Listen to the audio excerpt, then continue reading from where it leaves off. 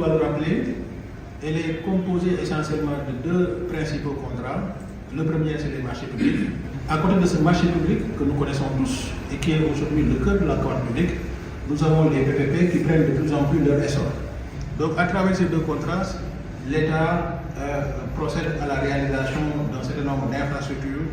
L'État acquiert des fournitures et des services.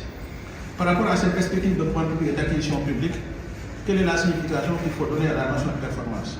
Moi, j'ai convoqué le thème de la performance de l'UEMOA, de la commission de l'UEMOA, qui définit la performance comme la capacité d'une organisation à atteindre des objectifs préalablement fixés. Et ça, c'est la définition qui a été retenue. Elle a pour objectif essentiellement d'améliorer l'efficacité et l'efficience de la dépense publique et la qualité du service. Donc, vous voyez un peu ici, l'objectif il est d'où? C'est par rapport à des dépenses. Et quand on parle de dépenses par rapport à l'efficacité et la performance, c'est la perspective d'optimisation des ressources publiques. Faire de telle sorte que chaque franc qui est mobilisé dans le cadre de la commande publique puisse avoir un impact positif dans la vie des citoyens sénégalais. Et l'autre objectif, c'est d'accroître la responsabilité du personnel à tous les niveaux. La performance, c'est un résultat qu'il faut atteindre. Mais la performance également, c'est des postures et des attitudes. Des postures par rapport aux représentants de l'administration qui sont engagés dans la préparation des projets, mais des postures et des attitudes par rapport aux partenaires aussi, c'est important. Vous savez, dans le cadre de la réalisation des projets publics, il y a la question de la réputation en tant qu'opérateur privé. L'opérateur privé pourra capitaliser sur un projet qui a été réussi, et c'est là où il a tout intérêt, quand il est mobilisé dans le cadre d'un projet, de s'occuper des questions de performance pour que le projet qui est réussi puisse servir d'exemple et qui puisse lui permettre de capitaliser dessus par rapport à d'autres perspectives dans le cadre de l'administration. L'autre objectif, c'est de renforcer la transparence. Donc la performance aussi, c'est une question de transparence. Mais sur les facteurs externes maintenant, la performance est déterminée par des facteurs à la fois externes et internes. Et sur le registre des facteurs externes, nous avons d'abord la question des ressources humaines. Quelle que soit la pertinence des procédures, quelle que soit l'articulation des procédures, quelle que soit, disons, la cohérence globale, on ne pourra jamais atteindre les objectifs qui sont attachés à ces procédures si elles ne sont pas supportées par des ressources humaines qualifiées. Des ressources humaines qualifiées, on y reviendra. La performance en dehors des ressources humaines, la performance également c'est une question de cadre. Parce que nous évoluons dans un cadre. Et le cadre, il est à la fois institutionnel. Parce que l'ensemble des interventions des acteurs, que ce soit le privé, l'expert que vous êtes ou l'administration, l'ensemble des interventions sont organisées à travers un cadre qui est animé par des organes. C'est le cadre institutionnel. Les interférences entre ces différents organes impactent les résultats qui sont attendus. À côté de ce cadre institutionnel, nous avons également le cadre opérationnel. Et quand on parle de cadre opérationnel, c'est les procédures. C'est les procédures qui constituent le support des projets que nous préparons et que nous déroulons. Donc finalement, les facteurs externes, c'est les ressources humaines, c'est le cadre institutionnel, c'est le cadre opérationnel. Et en ce qui concerne les facteurs intrinsèques, et là on est dans le projet, vous savez, le projet renvoie à des prestations. Ces prestations, elles sont exécutées par un opérateur privé. J'ai rappelé tout à l'heure, en commençant, que l'opérateur privé, sa préoccupation première est de gagner du profit. Donc finalement, la prestation qui est réalisée au profit de l'État, elle est facturée, il y a un prix quelque part. Ce prix-là devient finalement un élément de performance. À côté de ce prix, la prestation, elle est facturée certes, mais elle doit être exécutée dans un délai bien défini. La computation de ce délai, les efforts qui sont entrepris pour maintenir la réalisation de ces prestations dans un délai raisonnable, également, c'est une question de performance. À côté de ce prix et des délais, nous avons la qualité. Vous savez, le projet, l'administration qui prépare un projet, que ce soit un marché ou un PPP, en amont et bien avant, l'administration configure son projet, c'est-à-dire conçoit le projet à travers un certain nombre de spécifications, c'est-à-dire quels sont les éléments caractéristiques du bien que l'administration entend acquérir, du projet qu'elle entend réaliser. L'administration fait la conception en amont à travers un certain nombre de spécifications. De la qualité de spécification dépend la performance qui est attendue, par rapport à la réalisation de ce projet. Donc le prix, les délais et la qualité constituent les facteurs internes et intrinsèques de la performance dans le cadre des projets, dans le cadre de la réalisation des projets de la commande publique. Maintenant, pour revenir sur les ressources humaines, le cadre législatif, et ça c'est le Sénégal, nous avons un cadre qui met en place un dispositif qui permet d'assurer une bonne formation des acteurs. Le système met en place un dispositif performant qui permet de prendre en charge le besoin de formation par rapport aux acteurs qui sont impliqués dans la commande publique. Et quand je parle d'acteurs ici, c'est des acteurs qui relèvent de l'administration, mais également les acteurs qui relèvent du secteur privé, parce que c'est ça la régulation.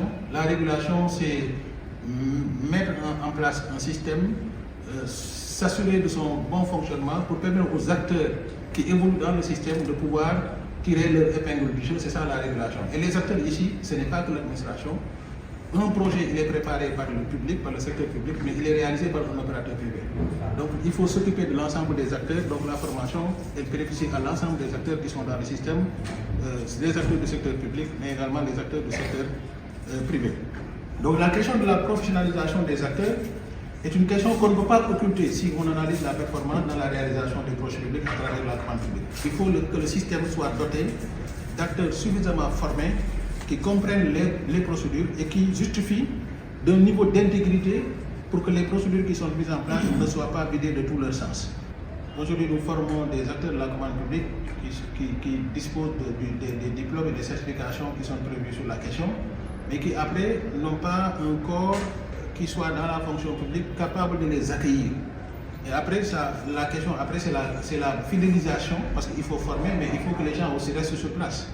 Il faut qu'ils soient fidélisés. C'est une question qui n'est pas simple et sur laquelle aujourd'hui le régulateur a engagé la réflexion pour voir quel est le schéma le meilleur qui permet d'abord de former, mais après, les acteurs qui sont formés soient accueillis dans la fonction publique de manière à les fidéliser par rapport aux responsabilités qui leur sont confiées. Aujourd'hui, nous savons que, quels que soient les efforts qui sont entrepris pour former, il y a beaucoup d'acteurs qui sont dans la mise en œuvre des procédures et qui souffrent de capacités techniques limitées. Maintenant, les perspectives, ce qu'il faudra faire, nous pensons qu'il faudra renforcer davantage les capacités en matière de procédure bailleur. Ça aussi, c'est important parce que vous savez, sur les questions de procédure nationale, nous avons déroulé des efforts assez importants qui aujourd'hui ont assuré à presque l'ensemble des acteurs un niveau de compétence qui est raisonnable. Mais par contre, si vous n'avez pas en tant que spécialiste de la commande publique la chance d'être dans une administration dont l'un des projets est financé par un bailleur, les procédures bailleurs peuvent vous échapper. C'est-à-dire sur les procédures bailleurs, on n'a pas forcément la meilleure maîtrise. C'est pourquoi d'ailleurs, nous, au sein de la COP, on est en train de regarder comment aller sur un master qui est consacré exclusivement sur les procédures bailleurs, parce que nous comprenons que c'est un manque à ce niveau-là. Nous pensons également qu'il faudra, au niveau local, en termes de formation, si les administrations centrales disposent de ressources humaines qualifiées pour porter les procédures, au niveau local, la réalité est tout autre. Si vous allez dans les régions les plus reculées, avec la communalisation universelle, presque toutes les communautés rurales sont devenues des communes et sont des autorités compétentes et qui sont impliquées dans la mise en œuvre des procédures. On n'a pas forcément les ressources humaines qualifiées pour dérouler les procédures. Parce que quelqu'un qui est formé et qui a une bonne maîtrise des procédures, généralement, il a toutes les chances d'être capté par les administrations les plus importantes. Ce qui fait que les communes qui ont des budgets assez faibles, qui ont des ressources humaines et des ressources financières assez limitées, n'ont pas forcément les moyens pour recruter des spécialistes en passation de marché suffisamment qualifiés pour dérouler leurs procédures. Donc la formation au niveau local, c'est une préoccupation, nous en sommes conscients et nous sommes en train de prendre des dispositions pour remédier à ce problème. Donc ça, c'est les ressources humaines. Donc finalement, le premier élément d'appréciation de la performance, c'est d'abord les ressources humaines. Après, il y a le cadre. Vous savez, un projet, il est déroulé, préparé, réalisé en application d'un certain nombre de règles qui sont fixées par un cadre. Et le cadre, il est institutionnel d'abord. Le cadre de la commande publique est composé d'organes qui interviennent dans le cadre de la mise en œuvre des procédures. Certains sont dans le contrôle a priori, d'autres sont dans le contrôle a posteriori. On parle des organes externes. À côté de ces organes externes, nous avons des organes internes. Ça veut dire quoi? Ça veut dire qu'au niveau de chaque autorité compétente, nous avons une commission et une cellule qui sont des organes internes et qui déroulent les procédures. Ces organes-là, et en ce qui concerne les interférences entre ces différents organes-là, plus il y a de la cohérence, plus il y a de la lisibilité, plus on peut impacter, accroître la performance dans la réalisation des projets. Donc les organes, c'est important pour rester dans le cadre du Sénégal. Nous avons, au niveau des organes externes, nous avons l'ARCOP et la DCMP. À côté de la DCMP, sur le registre des organes externes, nous avons l'ARCOP. Et nous avons également la responsabilité d'identifier les dysfonctionnements du système Parce qu'une règle, on l'établit, mais à l'épreuve de la pratique, on peut se rendre compte que la règle n'est plus adaptée. Et c'est là où l'ARCOP intervient également pour proposer des modifications qui sont de nature à améliorer la qualité du système. Donc nous avons un pouvoir normatif, si on peut l'appeler comme ça, en tout cas un pouvoir de proposition de normes destiné à améliorer le cadre qui est applicable à la commande publique. Ça fait partie également des missions de l'ARCOP. Pour moi, ce serait encore un leurre s'il n'y avait pas un organe comme la DSMP qui vérifie au fur et à mesure, et qui rectifie en conséquence avant que l'administration ne puisse continuer. La performance également serait un vœu pieux s'il n'y avait pas l'ARCOP qui intervient lorsque les droits d'un opérateur privé ont été méconnus dans le cadre des recours. Donc on est là pour veiller à ce que la performance qui reste l'objectif ultime par rapport à la réalisation des projets soit suffisamment préservée. Et ça, les organes de contrôle, a priori comme a posteriori, en assurent la responsabilité. Maintenant, les organes internes. Au niveau interne également, il y a des organes au niveau de chaque administration.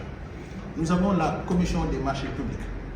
À côté, nous avons la cellule de passation des marchés publics. C'est les deux organes internes qui existent au sein de l'administration. La responsabilité d'attribuer le marché, c'est la personne responsable du marché. Donc dans chaque administration, il y a une personne responsable du marché. Et généralement, c'est la personne exécutive. C'est l'organe exécutif. C'est le directeur général, c'est le ministre, etc. Donc ça, c'est le code qui dit qui est personne responsable du marché et qui n'est pas personne responsable du marché. Et c'est cette personne responsable du marché qui prend la décision d'attribuer le marché. Une fois le marché attribué, le process n'est pas fini. Il faut que la décision, vous voyez un peu le schéma, on sécurise. On a mis en place une commission qui reçoit, qui analyse et qui propose. Une personne qui porte la responsabilité d'attribuer. Et après, maintenant, il y a une autre autorité administrative qui doit intervenir pour procéder à l'approbation. Vous voyez un peu, c'est pour éviter que quelqu'un s'enferme quelque part pour donner le marché à son ami. Donc, vous voyez un peu, il y a une chaîne de responsabilité qui s'enchaîne avec une distribution de responsabilités particulière de nature à garantir et à sécuriser la décision qui doit être prise. Donc, commission, personne responsable, personne approbatrice. Mais nous avons à côté de ce cadre institutionnel, le cadre opérationnel. Et quand on parle de cadre opérationnel, c'est l'ensemble des procédures. Quelles sont les procédures qu'il faut utiliser pour attribuer un marché? Quelles sont les procédures qu'il faut utiliser pour attribuer un projet PPP? Les procédures constituent le support. Moi, j'ai l'habitude de dire que la procédure, elle est là pour faciliter la réalisation du marché, préserver l'intérêt de l'État et celui des opérateurs privés. Parce que quand vous participez, il ne faudrait pas que quelqu'un qui ne présente pas la meilleure offre ne puisse être attributaire à votre détriment. Il faut que celui qui présente la meilleure offre et qui répond aux critères de qualification puisse être attributaire. Et la procédure, elle est de nature à garantir ce process et à sécuriser l'intégrité. Dans le cadre de la commande publique, nous avons des procédures de droit commun et des procédures dérogatoires. Le principe maintenant, c'est l'appel d'offres. Le principe, c'est l'appel d'offres. Gagne le marché, c'est lui qui est capable de présenter la meilleure offre, ce qui est normal. Donc le principe, c'est l'appel d'offres. Maintenant, vous savez, l'administration peut se retrouver dans des situations particulières qui sont de nature à ne pas rendre possible le recours à l'appel d'offres. Donc il y a des hypothèses où l'appel d'offres n'est pas adapté. Des fois, on n'a pas le temps de faire des procédures. Il faut aller vite, où la situation est relativement préoccupante, si bien que on n'a pas le temps de dérouler une procédure pour faire un appel d'offres. Il faut rapidement identifier un opérateur qui présente le niveau de qualification requis et qui est capable de procéder à la réalisation de la prestation de la façon la plus adéquate possible pour passer le contrat avec lui. Donc ça peut se comprendre. Ce qui fait que n'allez pas croire que l'entente directe, comme certains le pensent, est une procédure bannie. L'entente directe est une procédure qui est prévue par la réglementation et qui est encadrée, qui est assujettie à un certain nombre de conditions. Dès qu'elles sont remplies, l'administration a tous les droits pour utiliser l'entente directe. Mais il faut que les conditions soient remplies. Ce qui est mauvais, c'est de recourir à l'entente directe alors que les conditions ne sont pas remplies. Et les conditions, elles sont limitativement énumérées dans le code des marchés publics. Il y a des cas où il est possible pour l'administration d'aller en entente directe. Dans d'autres cas, il faut qu'elle fasse un appel d'offres. Dans d'autres cas encore, ni l'appel d'offres ni l'entente directe, mais il faut faire un appel d'offres restreint. Si vous allez dans les PPP, dans certains cas, on vous dit qu'il faut faire ce qu'on appelle le dialogue compétitif. C'est des questions sur lesquelles, dans le cadre de nos formations, on reviendra pour vous expliquer c'est quoi l'appel d'offres, c'est quoi l'appel d'offres restreint, c'est quoi l'entente directe, c'est quoi le dialogue compétitif, etc. Donc il y a des procédures de préparation et des procédures de passation, ainsi que des procédures d'exécution. Parce qu'un projet, il est d'abord préparé. Dans le cadre des marchés publics, on parle de la planification. Dans le cadre des PPP, on parle de l'évaluation préalable du projet. Il y a un process. Ça va être très long pour qu'on rentre dans ces détails, mais je vais juste vous donner les grandes lignes. Comprenez simplement que l'administration en situation de réaliser un projet elle est astreinte à un certain nombre de formalités qu'elle doit strictement respecter. Donc vous devez faire preuve de responsabilité chaque fois que vous êtes amené et en situation de devoir contractualiser avec l'État. Veillez à ce que le projet soit bien identifié, veillez à ce que le formalisme qui est édicté et prescrit soit scrupuleusement respecté. Autrement, vous vous exposez à un risque de renégociation ou de dénonciation de votre contrat. Donc le projet il doit être bien identifié et j'ai l'habitude de le dire, que ce soit un marché public ou un PPP, c'est toujours un projet à la base. Le marché est un projet. Marché d'autoroute, c'est un projet d'autoroute. PPP, c'est un projet à la base. Le projet maintenant, comprenez que le projet est la solution qui a été conçue et retenue par l'administration pour répondre à un besoin. Vous avez un problème de mobilité à Dakar, vous faites un projet PPP, autoroute ou un pont. Vous avez un problème de transparence dans la gestion des projets, vous faites une plateforme pour adresser la question de transparence et de célérité par rapport à la mise en œuvre des projets de la commande publique. Donc le projet est dans tous les cas une solution qui permet de régler le problème. Si après la réalisation d'un projet, et entendez par projet marché public ou PPP, si le besoin persiste, c'est-à-dire que la solution n'a pas été bien définie, le projet n'a pas été bien identifié. Après la réalisation du projet, le besoin doit disparaître. Derrière chaque projet, il y a des préoccupations juridiques qu'il faudra adresser, comme il y a des préoccupations fiscales qu'il faut savoir adresser et analyser. Et dans le cadre des projets PPP, c'est systématique. Il faut faire l'analyse du projet dans sa dimension juridique, technique, financière. Et par rapport à l'exécution, est-ce que la performance a été exprimée à travers des objectifs clairs et mesurables? Est-ce que ces objectifs-là, est-ce qu'on a la possibilité de mettre en place des indicateurs qui permettent d'en apprécier l'atteinte? Est-ce que l'objectif est atteint ou pas? Est-ce qu'il y a des indicateurs qui permettent de l'apprécier? Et qu'est-ce qui permet, si l'opérateur privé s'écarte de ses objectifs de performance, qu'est-ce qui permet de mettre en place un système de pénalisation qui soit objectif, accepté et concerté? Ça, c'est des questions qui sont paramétrées dans le contrat. Dans le contrat, le paiement, comment il doit intervenir? Les décomptes, si on est dans le cadre d'un marché public, les décomptes, quelle est la procédure? Il y a un spécialiste de la question, le génie civil. Comment on fait les décomptes? Comment on fait l'avance de démarrage? Comment il est calculé? Ça, c'est des questions qu'il faut regarder dans. Mais tout ça, c'est réglementé par les procédures. C'est là où la procédure est un facteur de performance. Si la procédure règle ces questions de façon adéquate et de façon très claire, on met en place un système qui permet d'atteindre la performance. Mais si les procédures ne sont pas très claires sur ces questions comme ça, c'est là où il y a des risques par rapport à la question de la performance. Après les ressources humaines, nous avons le cadre. Aujourd'hui, nous avons un système qui fait intervenir un ensemble d'acteurs différents, chacun dans les limites de ses compétences. Aujourd'hui, dans le cadre des marchés publics, l'ensemble de ces acteurs, leurs interventions sont encadrées dans des délais particulièrement serrés, sauf l'administration qui porte le projet. Tout le monde est encadré dans des délais, y compris l'ARCOP.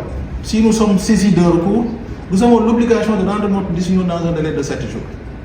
La DCMP, quand elle est saisie, je vous ai parlé de la DCMP, l'organe de contrôle a priori, quand elle est saisie dans le cadre de sa revue, par rapport à la nature du projet, de la procédure, par rapport au CEI, il y a des délais qui lui sont impartis. Et même l'ARCOP a rendu une décision pour dire que c'était un avis, pour dire si la DCMP est saisie et qu'elle n'a pas été en mesure de rendre son avis dans les délais qui lui sont impartis, l'avis est réputé favorable, continu, pour ne pas retarder le projet. Mais dans un contexte où tout le monde est enfermé dans des délais, il semble particulièrement cruel que l'administration le premier acteur intéressé par le projet ne soit pas enfermé dans des délais. Aujourd'hui, l'administration qui doit faire son dossier d'appel d'offres, elle peut prendre tout le temps qu'elle veut pour faire son dossier d'appel d'offres. Aucun encadrement en termes de délai. Parce qu'avant 2022, quand on porte nos décisions à la censure de la Cour suprême, il n'y avait pas de délai. Mais aujourd'hui, on a même introduit un délai pour le juge. Vous devez saisir la Cour suprême dans un délai de 15 jours à compter de la décision. Tout le monde est enfermé dans les délais, sauf l'administration. Ce qui fait des lourdeurs et de la lenteur dans la prise en charge des procédures. La planification, c'est le gros problème dans le cadre de ces procédures. Si vous voulez faire une école, mais il faut prendre le temps de regarder quand est-ce qu'il faut commencer la procédure pour ne pas avoir un retard. Mais si vous attendez à la 45e heure pour dire non, il faut qu'on réalise l'hôpital. Après on vous dit non, il y a des procédures, vous dites non, les procédures nous retardent. c'est un problème de planification. Et qu'est-ce qu'il faut faire en termes de perspective sur le point particulier du cadre? On a créé le bureau de suivi qui est devenu aujourd'hui le BOX, le bureau opérationnel de coordination et de suivi des projets. Donc nous pensons que c'est important que le BOX, ses missions soient étendues sur le suivi des conventions, en tout cas de financement qui sont soumis à l'avis de la Cour suprême. Améliorer la coordination des projets pour qu'on ne soit pas en situation de redondance par rapport à des projets qui sont engagés par des administrations et que d'autres se mettent à préparer le même projet. Donc renforcer le dispositif de sanctions parce que pour nous c'est important. Quand il y a des procédures, il faut les respecter. Sinon les procédures n'ont aucun sens. Et pour que les gens soient obligés de les respecter, il faut que les sanctions soient exemplaires et soient particulièrement dissuasives. Digitalisation, vous savez tous que nous sommes aujourd'hui dans l'ère du numérique avec notre plateforme Appel qui aujourd'hui constitue l'espace de conception, d'élaboration et de réalisation de l'ensemble des procédures. Tout passe par notre plateforme. C'est le moment, si vous êtes déjà opérateur privé, de vous inscrire parce que en 2027 déjà, en début 2027, il n'y aura plus de marché sur les journaux. Tous les marchés seront sur la plateforme. Il faut vous inscrire. On a créé des portails, un portail fournisseur, un portail administration, un portail administrateur. Si vous êtes privé, vous rentrez sur le portail fournisseur, vous vous inscrivez et vous recevez toutes les informations sur la commande publique. S'il y a une commande qui vous intéresse et vous êtes informé de façon instantanée à partir de votre ordinateur, à partir de votre portable. Ça, c'est l'avenir de la commande publique avec la dématérialisation. Ça, c'est sur les questions de procédure. Sur les facteurs internes, maintenant, c'est 3 éléments. C'est ça qu'on appelle le triangle de la performance dans le cadre de la commande publique. C'est le prix, c'est la qualité et c'est les délais. Le prix, la qualité et les délais. Le triangle de la performance. Et c'est des facteurs intrinsèques.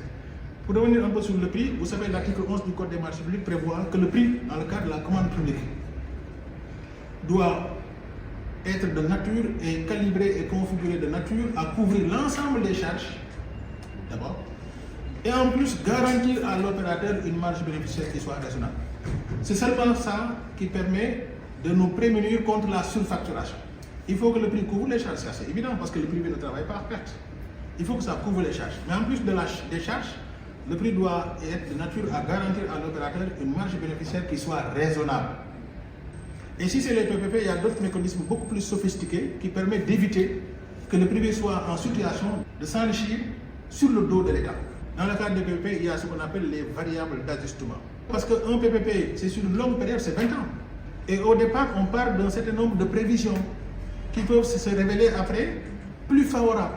Et si les prévisions se révèlent plus favorables, il faut que le privé soit le seul à en profiter. C'est pourquoi dans le contrat, on insère un certain nombre de clauses.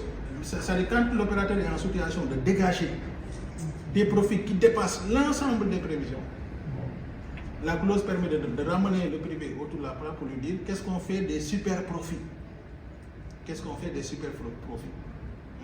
Donc et ça, il faut que ça soit inséré dans le contrat. Si ce n'est pas inséré dans le contrat, ça pose problème. La question ne présente pas d'intérêt pour les marchés publics. Dans les marchés publics, ce qui est prévu, lorsque le marché est prévu pour exécuter sur une longue période, on intègre dans le marché ce qu'on appelle la clause de révision, qui permet de tenir compte de l'évolution de la situation économique. Si la situation économique est de nature à rendre caduc le prix qui a été proposé par l'administration, on procède à des ajustements. Si la situation est plus favorable, là, etc. Donc, la clause d'ajustement. Donc, dans tous les cas, le prix permet de couvrir les charges et de garantir à l'opérateur une marge bénéficiaire qui soit raisonnable. Et ça permet de lutter contre la surfacturation. Dans le cadre des marchés publics, le prix est ponctuel, alors que dans le cadre des PPP, le prix est différé. Au marché public, on paye à la fin. C'est fini. On ne peut pas dire, l'opérateur ne peut pas vous livrer des ordinateurs pour que vous puissiez lui dire non, mais attendez, revenez dans 6 mois, on va vous payer. Dès qu'il finit sa prestation, il est payé. Il peut même être payé à l'avance, avec l'avance de démarrage, etc.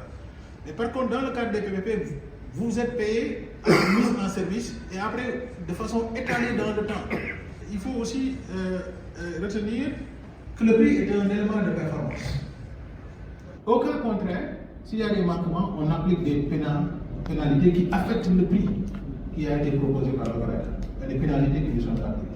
Et ça permet de maintenir le niveau de performance qui est l'opérateur dans un niveau de performance par rapport à ce qui est attendu. Et dans certains projets, il y a même la possibilité de procéder à des modifications. Je suis dans les PPP, c'est-à-dire si des malus et des bonus C'est-à-dire, si le partenaire est en train d'aller au-delà de ce qui a été prévu, et de façon sensible, on peut lui gratifier dans un certain nombre de modifications. Le prix doit, dans tous les cas, avoir une réalité économique. C'est pourquoi, dans le cadre des marchés publics, si vous signez un marché, vous restez pendant un temps assez important avant de lancer l'exécution. Parce que sur le principe, dès que le marché est signé, on doit rapidement organiser les conditions de sa mise en œuvre. Mais il peut arriver pour des raisons diverses que le marché soit signé et que l'exécution soit retardée sur plusieurs mois. Auquel cas, le partenaire, avant d'engager l'exécution, il a la possibilité de revendiquer ce qu'on appelle l'actualisation du prix. Maintenant, l'actualisation du prix n'a rien à voir avec la révision du prix. Quand on est dans le cadre de la révision, là, l'exécution est déjà lancée, mais elle a duré dans le temps.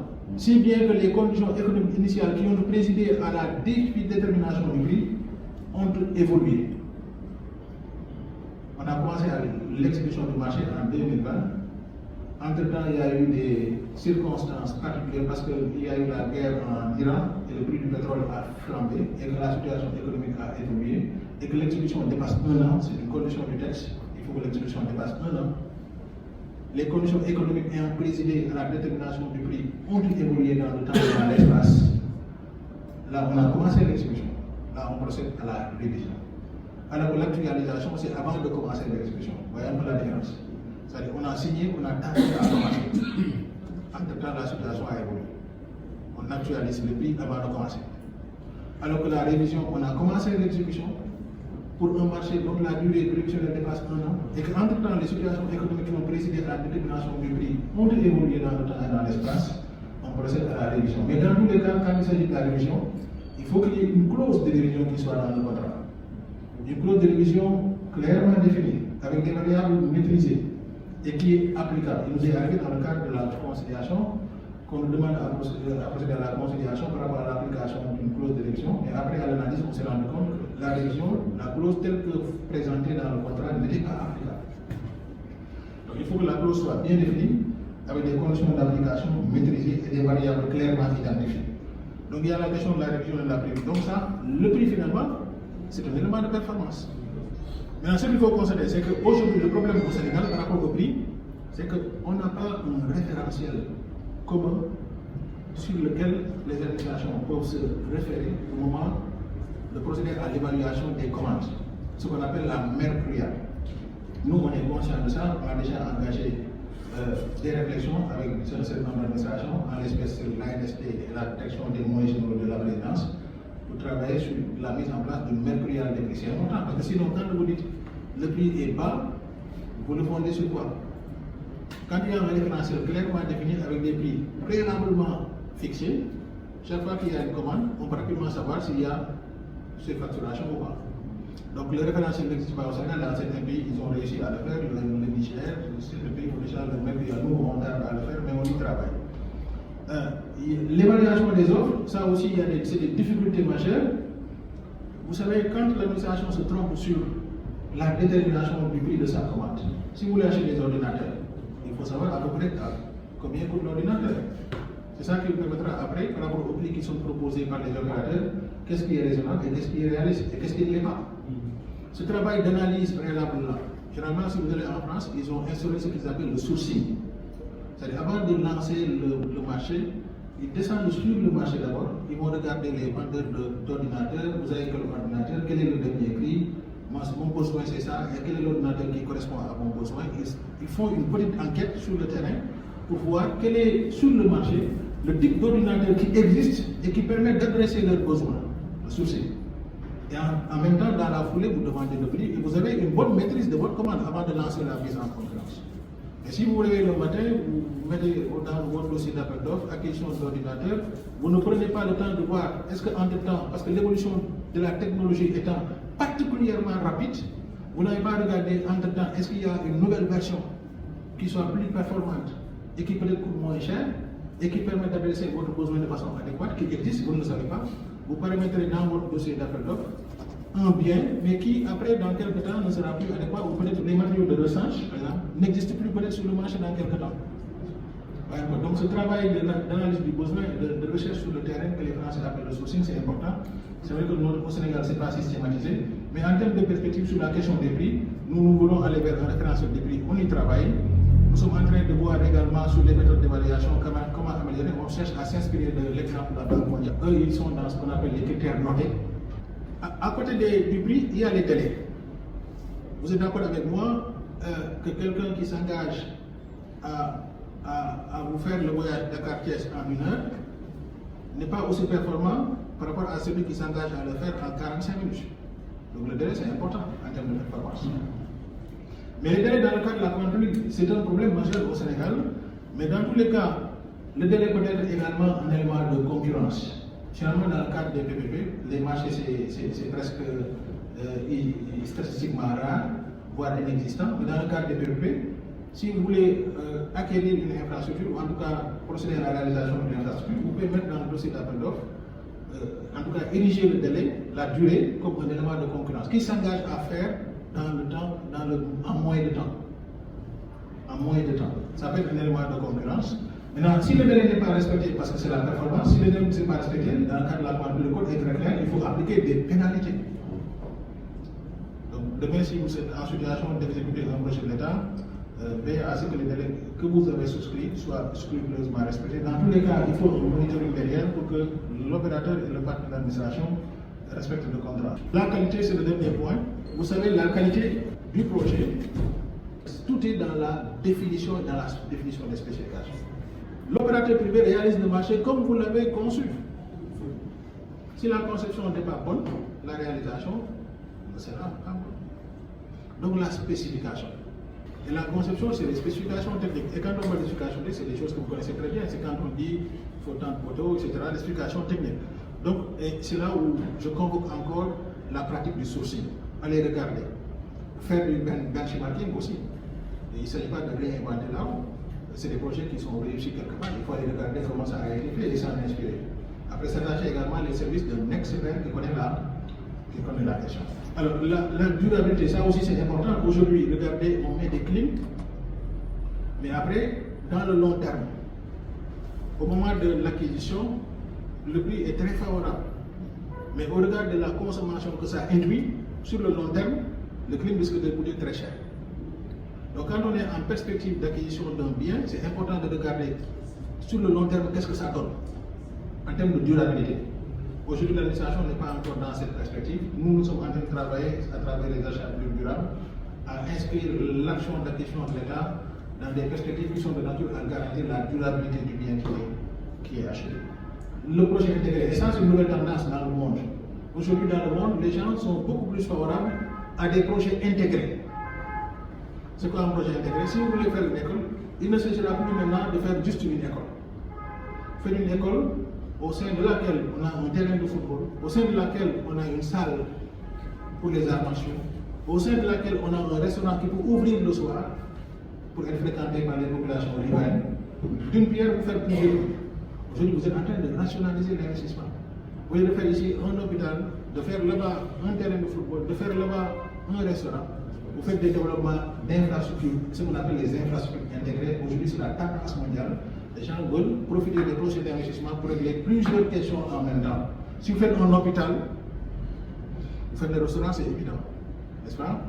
Vous faites peut-être une unité de production en interne pour que peut-être un des intrants dont l'hôpital a besoin soit fabriqué au niveau local, n'est-ce pas? Vous créez le laboratoire en interne, c'est-à-dire tous les services qui peuvent être en lien proche ou lointain par rapport à l'activité soient intégrés dans le cadre de la même infrastructure. Et ça, c'est important, c'est dans la spécification. Ça permet en un seul coup de régler plusieurs besoins. Et ça permet également d'atteindre la performance.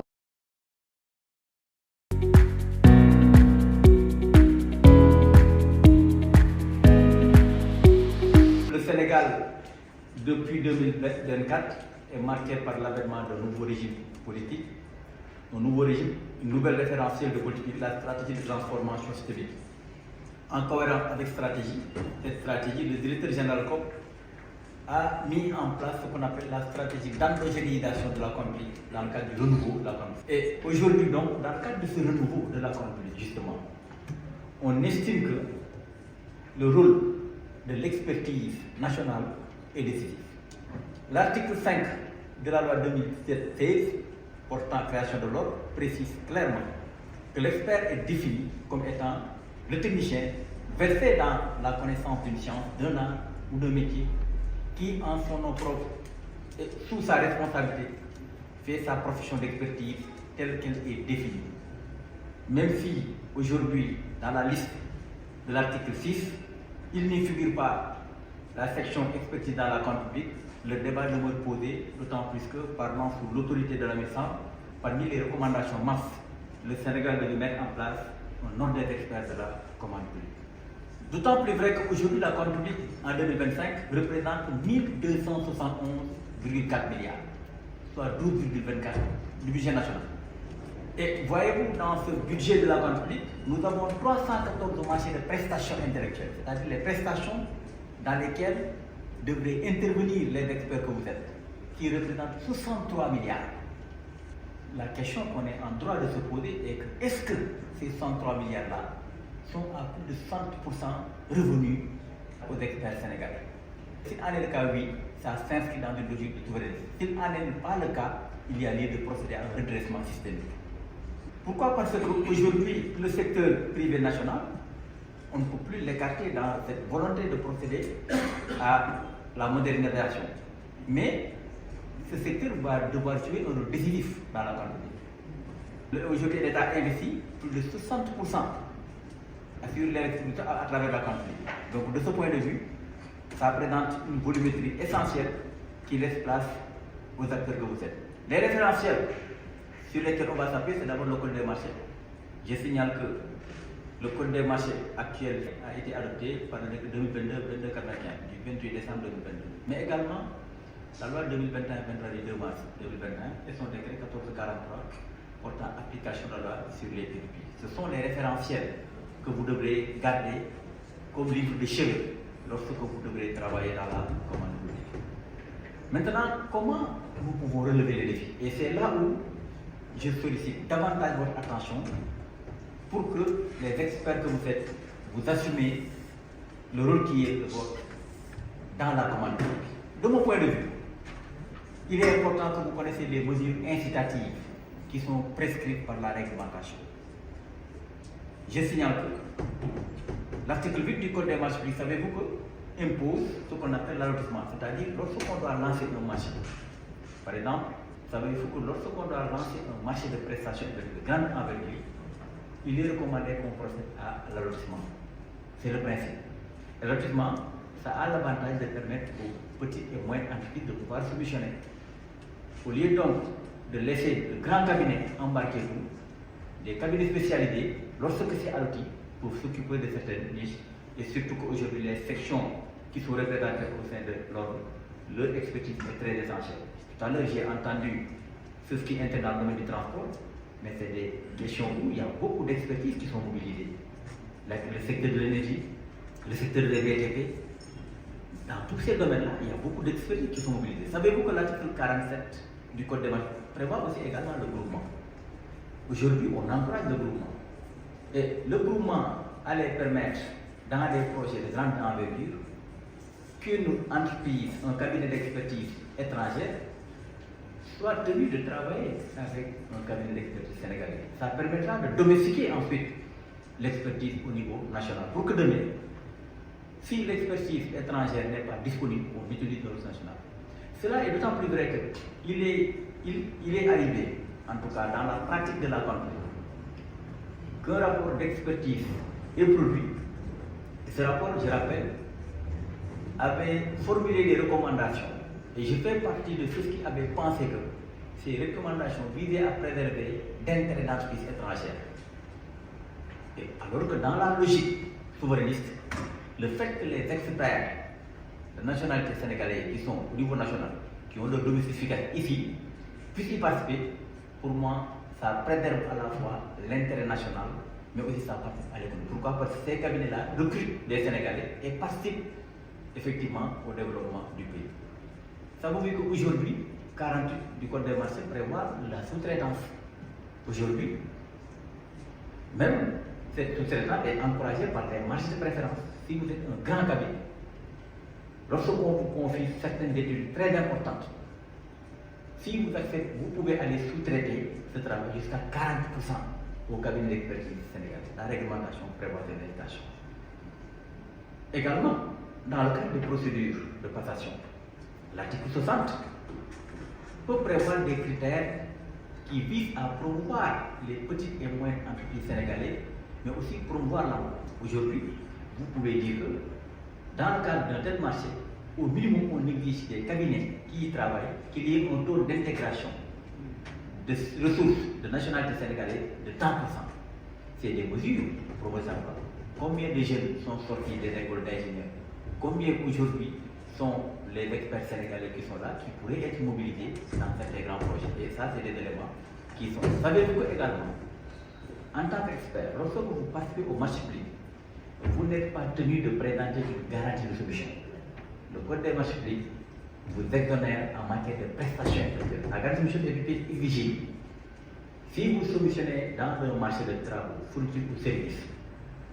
Lorsque, à l'ouverture du pays, M.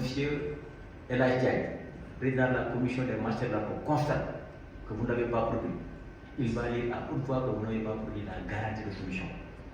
Cela veut dire qu'au moment de l'évaluation, on ne peut pas vous permettre de pouvoir gagner le marché parce que vous serez éliminé dans la phase d'examen préliminaire. Mais en matière de prestations individuelles, cette pièce-là ne vous est pas exigée, vous qui êtes des experts. Savez-vous également que lorsqu'un marché est lancé, exclusivement sur la base du budget national, seules les entreprises sénégalaises et de pays membres ont le droit d'y participer. Lorsqu'on lance un marché, il y a des études, et que ce marché est financé par le budget national, vous ne pouvez pas être en concurrence avec des entreprises qui sont en dehors des pays membres.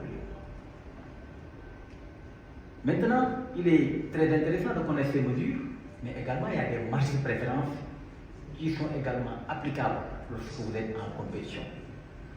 Lorsqu'il s'agit d'un appel d'offres international, vous qui êtes une entreprise sénégalaise, vous avez une marge de vente de 15%.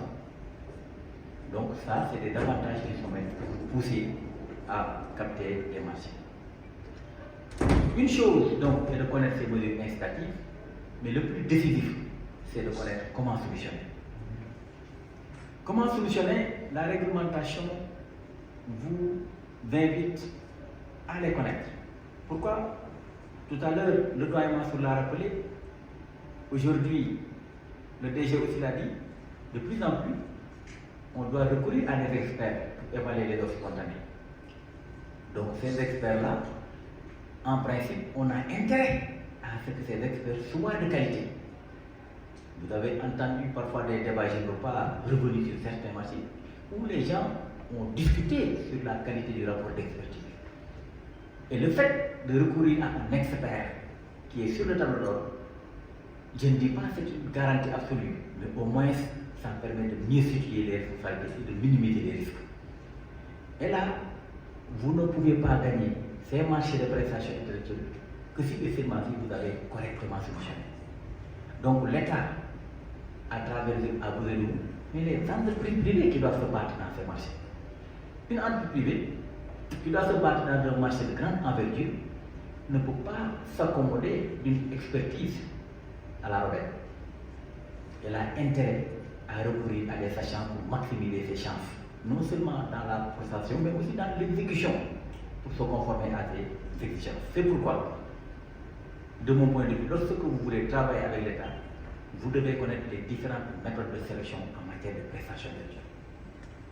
Et ces méthodes, vous allez les trouver à travers l'article 81 et 82 du Code des marchés publics.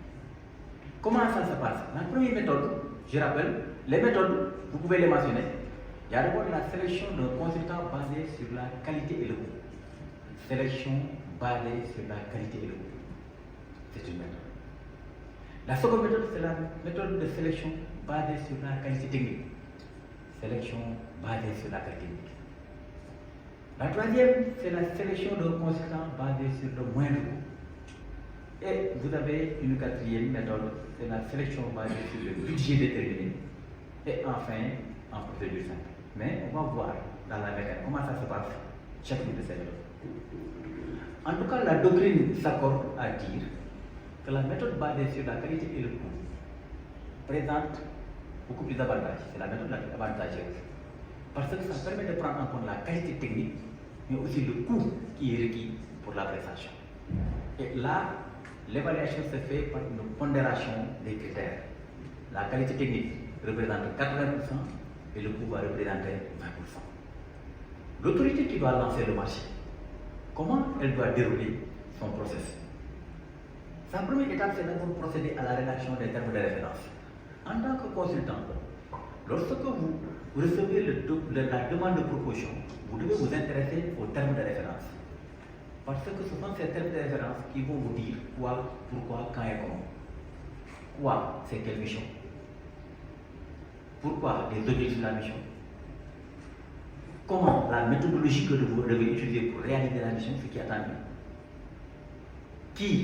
Quelles sont les qualifications qui vous ont exigées? Ça vous permettra de pouvoir préparer votre dossier en termes de diplôme et références similaires, parce que dans ces marchés, on va vous demander très souvent les 3 critères.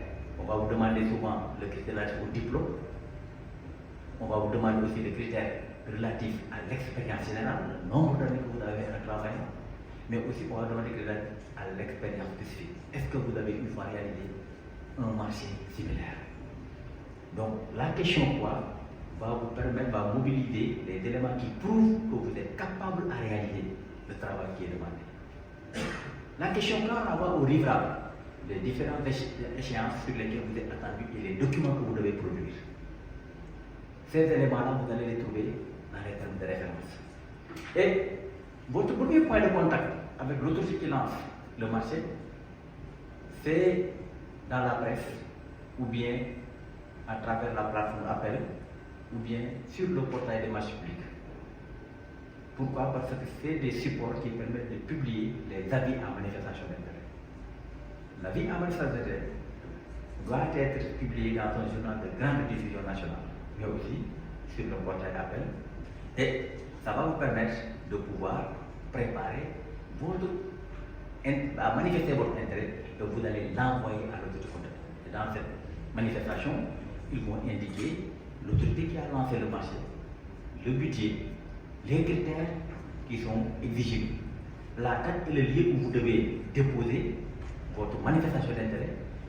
Et une fois maintenant que vous manifestez votre intérêt, l'autorité va procéder à établir une liste référentielle. Pourquoi? Parce qu'en matière de prestations intellectuelles, l'avis à manifester des intérêts manifestés, mais sur ces intérêts manifestés, l'autorité doit établir une liste restreinte de candidats, minimum 3. Et ces 3 candidats-là devront recevoir la demande de proposition. On va leur demander de transférer, de transmettre leur proposition. Et une fois que la demande de proposition est transmise, l'autorité va procéder à ce qu'on appelle la réception des propositions. La réception se fait au niveau du secrétariat du bureau de la cellule de prestation des marchés de l'autorité compétente.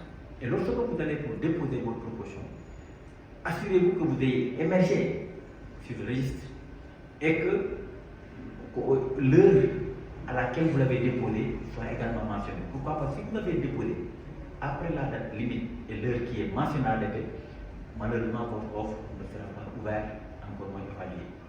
Donc c'est important que cet élément que vous. Mais aussi, une fois que vous déposez, organisez-vous à attendre la séance d'ouverture des offres.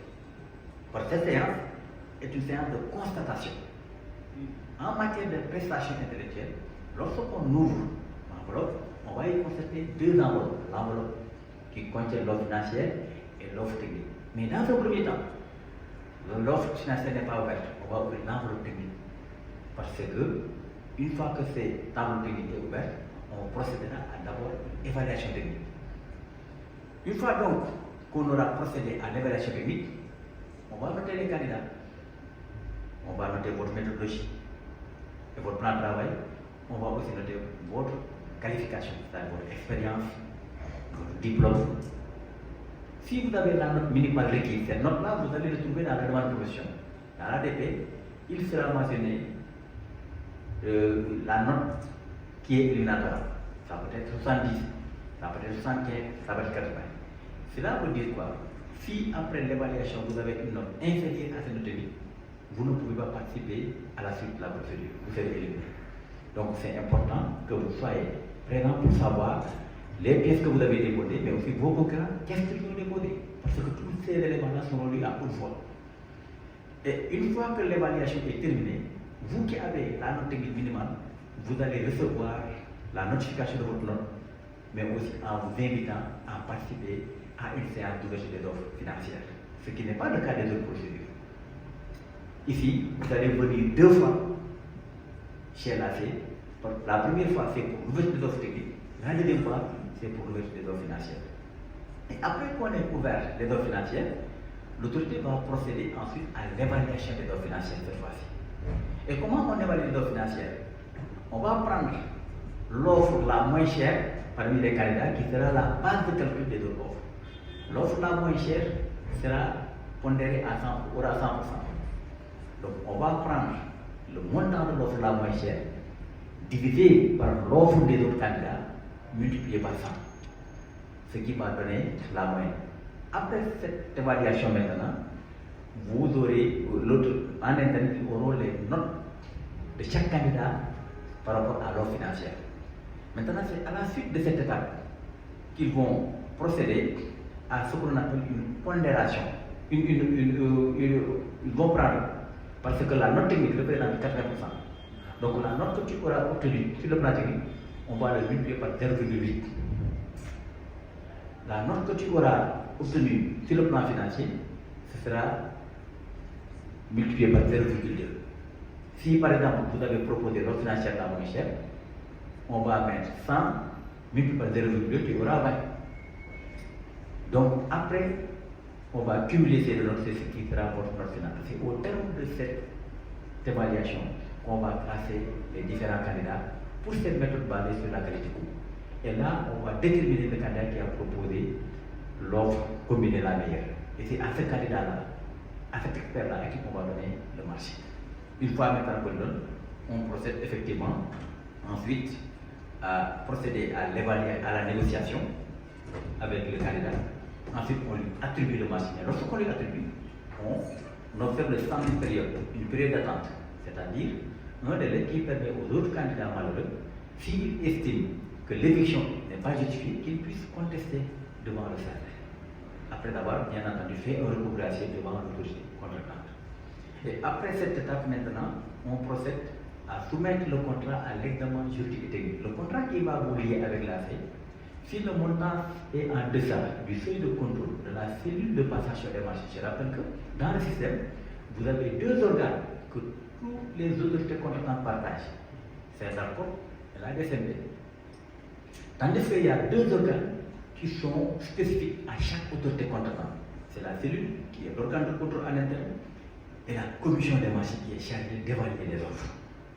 Si le marché est en deçà du seuil de contrôle, c'est-à-dire si ça ressort de la compétence de la cellule, c'est la cellule qui va faire le contrôle.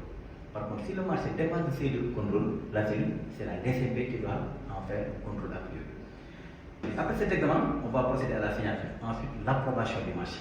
Vous savez, un contrat de marché public, c'est l'approbation qui achève la procédure, pas la signature, sauf les DRP.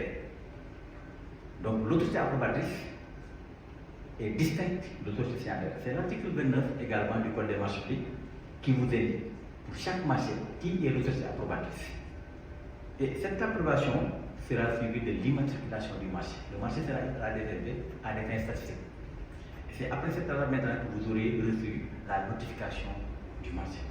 Alors, dès que le marché vous est notifié, sachez que le compte à rebours commence. Les délais vont commencer à être décomptés. Ça, c'est la méthode basée prestation interne. Maintenant, après cette méthode, je rappelle donc, prestation qualité coût, méthode la plus avantageuse, ça permet de mettre en balance la qualité et le coût. La seconde méthode, c'est la méthode basée sur la qualité technique. C'est le même process en termes d'alignement, termes de référence, avis à signature d'intérêt, établir la liste restreinte, demande de proposition, c'est le même mécanisme. Jusqu'à arriver ici, parce que ici on est recours pour des missions complexes, impact très en marché en aval, mais aussi des missions qui peuvent être évaluées de diverses manières. Et cette procédure, quelle est sa particularité? Vous savez, dans les autres méthodes, le candidat en principe est tenu de présenter son offre en intégrant les deux enveloppes dedans, technique et financière. Mais dans cette méthode, dans la première solution, le candidat n'est pas obligé de présenter l'offre financière. Il peut se donner la liberté de présenter seulement son offre. Pourquoi? Parce qu'en principe, dans cette procédure, après l'évaluation technique, on va négocier directement avec le candidat qui a la meilleure note technique. Si effectivement, cette note technique n'est pas éliminatoire. Parce que si on dit que la note technique éliminatoire est 80 et que le candidat qui a la meilleure technique à 79, c'est comme le concours général parfois en philosophie où on dit que en fait on n'a pas de laisser de parce que personne n'a eu la moyenne. Ça serait infructueux. Par contre, si parmi les candidats qui ont la note technique minimale, vous avez la même note, c'est avec toi qu'on va négocier. Si maintenant, à l'issue de la négociation, le prix que vous avez proposé entre dans les limites du budget, on va contracter avec vous. Si par contre ça le dépasse, on va passer à la seconde numéro technique. Après cette méthode, l'autre méthode, c'est la méthode basée sur le moindre coût. C'est relativement le contraire. La méthode basée sur le moindre coût, on y recourt lorsque nous avons des missions standards, missions courantes qui peuvent être vraiment, qui existent dans la pratique ou qui ne sont pas très compliquées. Et là, c'est la même mécanique. Terme de référence, avis administration d'intérêt, liste restreinte, demande de proposition, c'est la même mécanique. Mais au niveau de, après l'ouverture maintenant des offres techniques, ici, on va de la même manière procéder à l'évaluation technique. Ici également, les candidats qui n'auront pas la note technique minimum seront éliminés. Donc cela veut dire, qu'est-ce que vous allez y représenter? En matière de prestations intellectuelles, ce qui est décisif, c'est d'abord l'expertise, la note technique. Si tu n'as pas la technique, tu ne vas pas continuer la course. Maintenant, parmi les candidats qui ont la note technique minimale, on va les inviter, ces candidats-là, à venir participer à la séance d'ouverture des offres financières.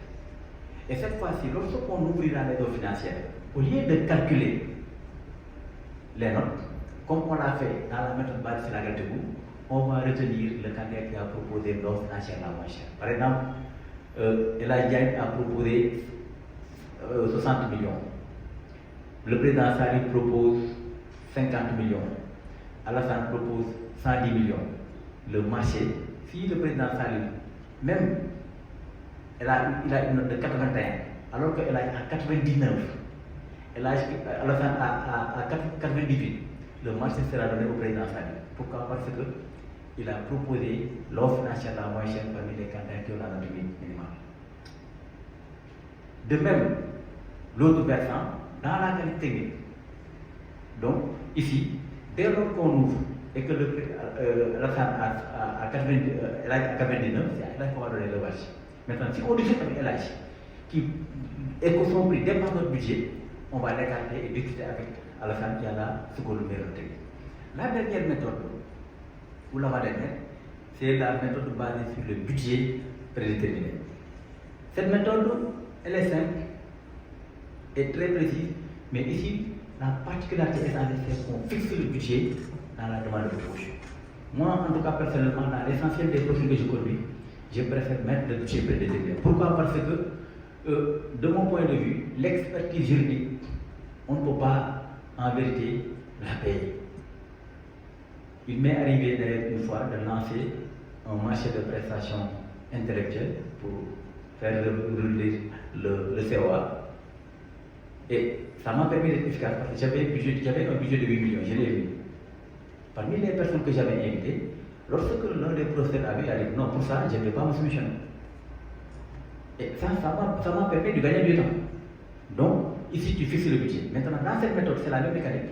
Mais la particularité est que, après l'ouverture des offres techniques, ici, le marché en principe, on va classer les candidats. Les candidats qui n'ont pas la note minimale, sachez que d'office sont éliminés. Maintenant, ensuite, on va inviter les candidats qui ont la note minimale à participer à l'ouverture des offres financières. Et une fois que les offres financières sont ouvertes, on ne va pas donner le marché à celui qui a l'offre financière la moins chère, ni la combinaison, mais on va donner le marché à celui qui a la meilleure note technique. Cela nous est arrivé une fois dans le sorte qu'on avait lancé le marché pour l'élaboration de dossiers type assurance. Il y a un expert qui m'a dit que, mais moi, malheureusement, j'ai proposé une offre financière moins chère. Malheureusement pour lui, il avait environ 98 comme note technique. Même si son offre financière est la plus chère, en matière de méthode basée sur le budget prédestiné comme qualité technique, on donne le marché à celui qui a la meilleure. Mais dans tous les cas, on ne peut pas donner le marché au candidat dont son offre financière dépasse notre budget. Voilà les différentes méthodes en matière de prestations intellectuelles. J'ai voulu être bref. Maintenant, lorsqu'on est en matière de procédure rapide, en cas d'urgence, là on réduit les délais après avoir obtenu la non-la décennée. Mais la méthode d'évaluation sera la même en matière de qualité. Cela nous inspire d'autres défis, de mon point de vue. Et quels sont les défis, de mon point de vue, qu'on doit relever ici? Il s'agit des défis de la neutralisation des contraintes. En toute humilité, je ne serai pas exhaustif sur ces défis. Pour moi, le premier défi, c'est les TDR parfois inadaptés. Parfois, lancés, élaborent des TDR et sont inadaptés par rapport à ce besoin. Vous-même qui l'avez lu en tant qu'expert du métier, tu sens que c'est mal designé. Aussi, les critères irréalistes. Parfois, tu demandes des critères qui sont irréalistes. Parfois aussi, tu demandes des expériences qui n'existent pas. C'est des difficultés. Et là, il y a des solutions qui peuvent être aménagées. Limiter aussi les déjeuner de manière proportionnelle à ce que les entreprises sénégalais, les experts sénégalais puissent pouvoir solutionner. Si vous décidez d'explication technique que seuls les experts étrangers peuvent réaliser, on ne va jamais capitaliser cette expérience. Encourager aussi la construction de groupements, c'est important, pour que des experts sénégalais puissent travailler avec de grands cabinets étrangers pour que demain on puisse domestiquer l'expertise. Réduire le poids des critères fondés sur les références au profil de compétences personnelles proposées, mais supprimer certains critères discriminatoires. Parfois, surtout parfois des marchés qui peuvent financer, par exemple, on pose des critères qui visent carrément des esprits qui n'existent pas au Sénégal. Et de mon point de vue, ça mérite d'être revu. L'autre problème, c'est les questions financières et fiscales, les retards de paiement. Vous engagez un cabinet d'expertise, il a des charges, vous retardez à le payer, en contrepartie, vous exigez de ce cabinet-là le paiement des charges fiscales, la pression fiscale. On a relevé aussi, dans le cadre de travaux antérieurs, que c'est des contraintes. Les solutions qui sont proposées, c'est d'introduire des délais de paiement, émettre une note fiscale clarifiant le régime applicable, mais aussi autoriser la compensation en cas de créance fiscale. C'est des solutions qui ont été proposées. Il y a aussi les contraintes administratives. Parfois, on élimine certains acteurs pour non-production de pièces administratives non valides. Quitus fiscal, IPRES, caisse sécuritaire. Là, il y a deux niveaux. Au niveau du dossier, on peut agir, mais aussi il y a un changement de comportement des experts. Il faut être proactif. Organisez-vous régulièrement à avoir dans vos tiroirs les pièces valides pour que si on vous consulte, vous pouvez embarquer. D'autres contraintes qui sont relatives, réglementaires et politiques, beaucoup d'acteurs réalisent qu'il y a une forte concurrence des entreprises étrangères et le cadre semble être moins incitatif par rapport aux experts nationaux. C'est une opinion. Et là, encourager le groupement, pour ne pas dire l'imposer, pourrait être une piste de solution. Appliquer la réciprocité avec certains pays et faire valider les conventions de financement intégrant la gestion locale des études. L'autre défi, c'est le renforcement de capacité. Ça aussi, c'est essentiel. Parce que vous pouvez être très bon dans votre domaine, mais il peut se trouver que vous n'avez pas maîtrisé les procédures de passation. C'est important que vous connaissiez ces procédures. Et aussi, c'est important qu'on ait des outils pédagogiques. Là aussi, l'ARCOP a commencé à élaborer un plan de renforcement de capacité, intégrer des programmes de formation continue en passage de marché, mais aussi mettre à disposition des supports pédagogiques. Et la dernière, de mon point de vue, c'est les contraintes liées à l'identification des passagers clandestins, c'est-à-dire des personnes qui se prévalent de la qualité d'expertise et ils n'en ont pas. Et là, pour moi, l'article 2 du décret 2020 du 31 décembre est très clair, prévoit que nul ne peut porter le titre d'expert, ni en exercer la profession, s'il n'est inscrit au tableau de l'ordre. Tandis que dans la pratique, beaucoup de personnes exercent cette qualité sans être sur le tableau de l'ordre. Pour moi, il y a une solution. Pour moi, il serait en train d'apprécier l'opportunité d'adopter par résolution du Conseil de régulation que le tableau de l'ordre soit publié sur le portail des marchés et sur le portail de l'ordre. Ce sont les quelques éléments que je voudrais mettre au débat avant de pouvoir vers et maintenir.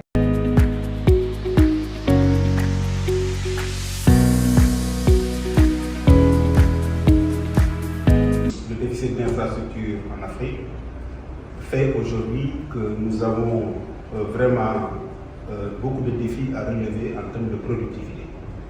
Et ces déficits en infrastructure freinent d'au moins 2% et réduisent la productivité de 40%. Donc ça veut dire que la nécessité aujourd'hui de faire des infrastructures de pointe pour l'Afrique n'est plus à démontrer. Aujourd'hui, si vous regardez le nouveau référentiel de nos politiques économiques, les partenariats publics-privés occupent une bonne place. C'est ce que j'ai essayé de vous montrer ici, en donnant une place de choix au secteur privé pour contribuer à la réalisation des objectifs que nous avons dans ce référentiel. Et bien entendu, aujourd'hui, plus de 300 milliards de dollars sont investis chaque année au niveau mondial par des banques et autres prêteurs pour pouvoir contribuer, financer des projets par la méthode du project financing. J'y reviendrai tout de suite. Ça veut dire que toute cette manne financière doit être captée par les acteurs. Pour les notions, tout le monde sait maintenant ce que c'est un partenariat public-privé, qui est aussi aujourd'hui une nouvelle approche de la commande publique, et bien comprendre le mécanisme, aussi bien pour le secteur privé que pour le secteur public, permet bien entendu de sécuriser les projets d'investissement public. Je dis bien sécuriser. Et l'expert doit jouer un rôle important dans la sécurisation de ces projets publics. C'est important. Parce que vous verrez que nous avons une panoplie d'autorités contractantes susceptibles de nouer des contrats PPP, mais qui n'ont pas nécessairement l'expertise qu'il faut préparer les projets. Parce qu'il faut d'abord comprendre son projet avant de le confier à quelqu'un.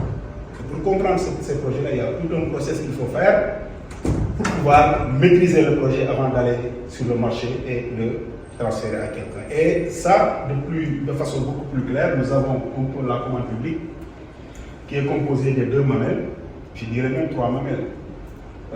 J'ai mis autre schéma là-bas parce qu'il y a aujourd'hui des contrats en réalité qui sont adoptés par la commande publique qu'on ne peut classer ni dans les marchés publics ni dans les PPP. Ce sont des contrats hybrides qui convoquent des dispositions des marchés publics, qui convoquent aussi des dispositions sur les PPP pour pouvoir exister. Les contrats IPC, par exemple, vous ne les verrez pas dans la réglementation du Code des marchés publics, vous ne les verrez pas dans la réglementation du PPP, et ils sont en train de faire le boulot de chemin au Sénégal. Et nous, je crois à l'accord. Quand nous voulons traiter ces questions sur les IPC, on s'en réfère à l'article 3 du Code des marchés publics et pas d'une convention internationale. Mais vous ne verrez pas le terme IPC dans notre réglementation. Et pourtant, on en fait. Donc c'est là ce que je place dans ce qu'on appelle autre schéma.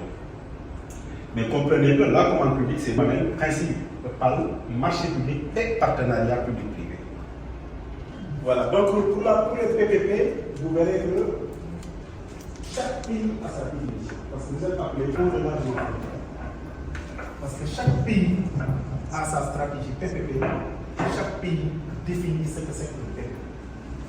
Vous allez en Côte d'Ivoire, ce qu'on appelle PPP en Côte d'Ivoire, ce n'est pas forcément ce qu'on appelle PPP au Sénégal.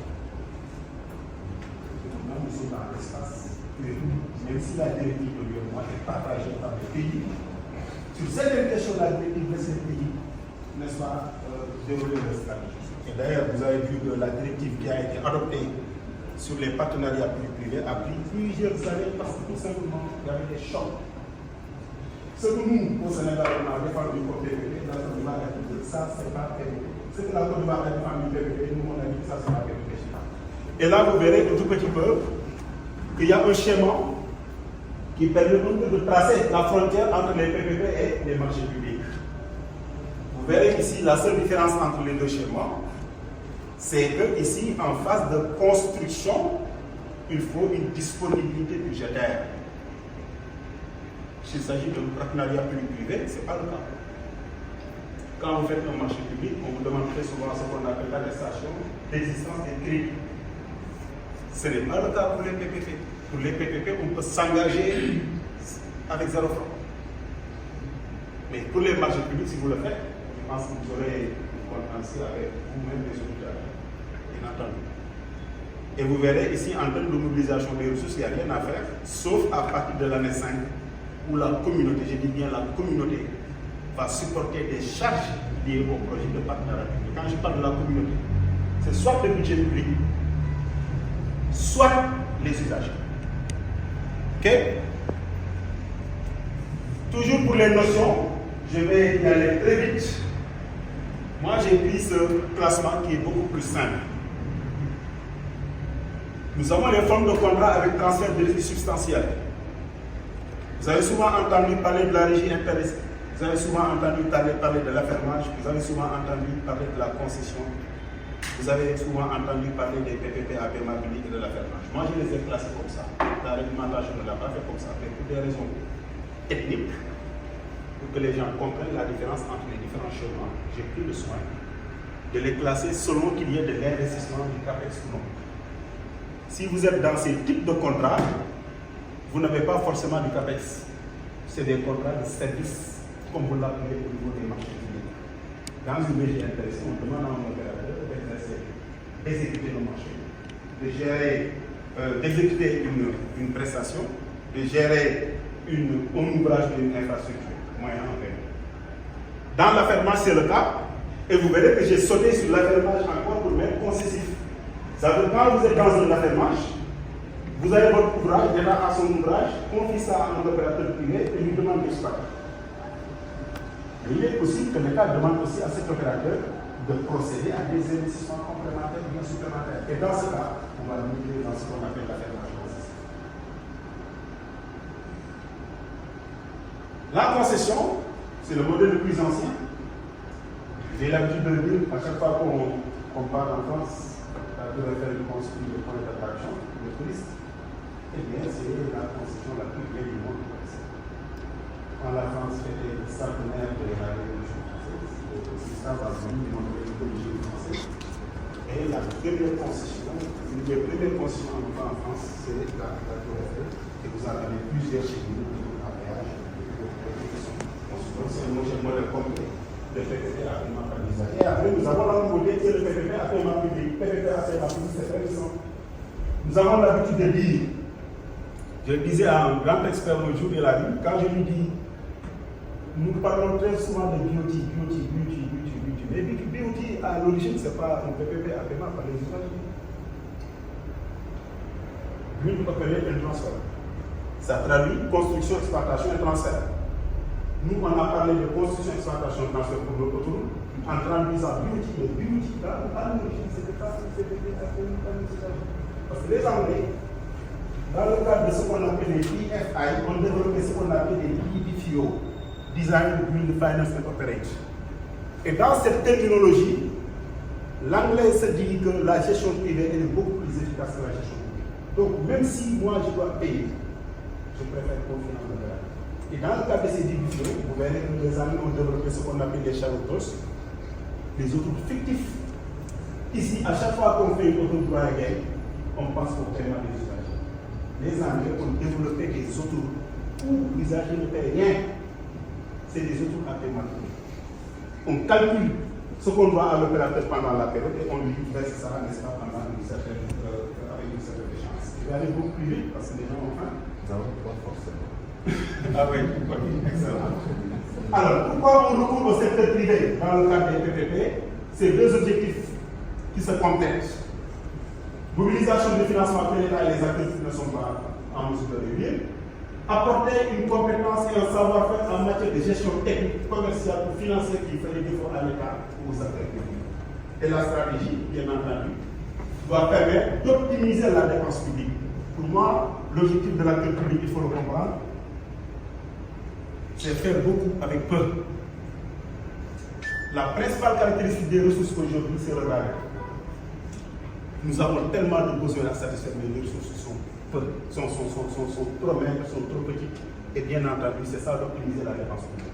Permettre de déterminer les domaines et aspects sur lesquels le secteur privé va apporter un gain de performance par rapport à la puissance publique. gestion d'un certain nombre de risques, maîtrise technique et technologique, efficacité d'organisation de gestion et de gouvernance, capacité et ingénierie financière. Ce sont des métiers que vous avez de l'administration publique. Vous verrez rarement un financier pur et dur dans l'administration. Vous verrez rarement un léger génie civil rester même s'il est resté pour un petit temps. Parce que les gens vont le déloger et l'amener ailleurs. Donc, l'État ne compte que sur vous pour pouvoir, bien entendu, avoir des projets qui. Alors, pour le cadre de gouvernance des PPP, je vais aller plus vite. Nous avons ce qu'on appelle le chef d'orchestre qui constitue l'autorité contractante.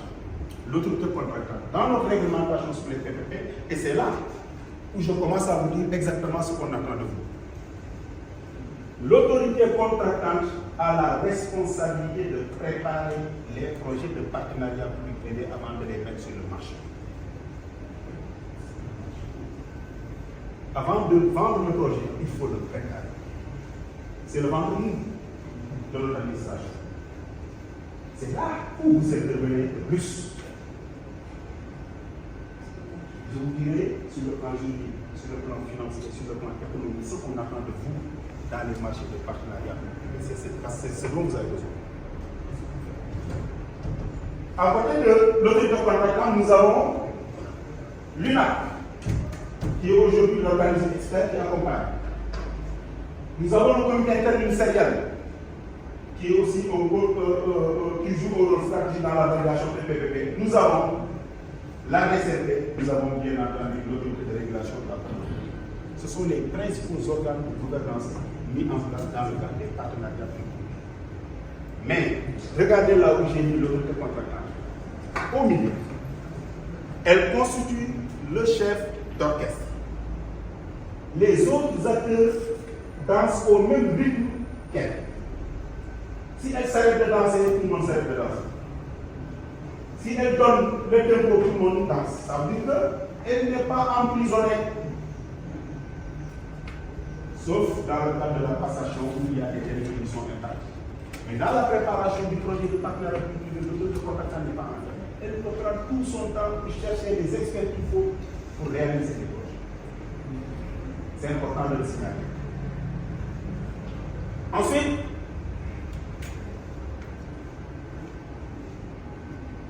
ça j'ai cité, ce que vous connaissez déjà, les autorités contractantes susceptibles de faire des contrats avec PPP. Donc aujourd'hui, s'il y a des niches d'opportunités de collaborer avec l'administration publique, ces autorités contractantes, agence organisée par l'établissement public de il y a 562. Il y a à manger et à boire. Il y a à manger et à boire. Ok? L'État, les autorités nationales. Ça, je ne vais pas moi. Alors maintenant, d'où provient le projet? Le projet peut être d'initiative publique. C'est là où je vous renvoie au cycle de vie qui est consacré par la réglementation. Si c'est l'administration publique qui initie son projet, il y a un chemin à prendre. Il y a un chemin à faire et ce chemin-là, c'est le cycle de vie du projet de partenariat. Par contre, il est possible qu'un projet ne soit proposé par un opérateur privé. Ce qu'on appelle offre spontanée dans les marchés publics, dans les PPP, on l'appelle offre d'initiative. Et c'est quoi l'offre d'initiative privée? C'est quand un opérateur privé, avec toute l'expertise qu'il faut, vient nous proposer spontanément un projet PPP, mais dans ce cas, nous avons un certain nombre de due diligence, ce que j'appelle la due diligence, qu'on doit opérer, nous, au niveau de l'administration publique, pour voir si on va donner suite au projet ou non. 1. Celui qui fait l'offre ne doit pas faire l'objet d'une interdiction de soumissionner. Celui qui fait l'offre doit apporter la preuve de sa capacité technique et financière. Celui qui fait l'offre doit s'acquitter de frais de traitement de dossier fixés par l'arrêté 732, bien entendu, qui dit, si une offre spontanée, si vous proposez une offre d'initiative privée plutôt, en deçà de 5 milliards, jusqu'à 5 milliards, vous devez donner des frais de 5 millions de francs CFA. Entre 50 milliards, 5 milliards et 10 milliards, 5 milliards et, je disais quoi, 5 milliards. Moins de 50 milliards, c'est 5 millions. Je disais quoi? Vous avez dit jusqu'à 5 milliards. 5 millions. 5 et 10, vous avez 10 millions.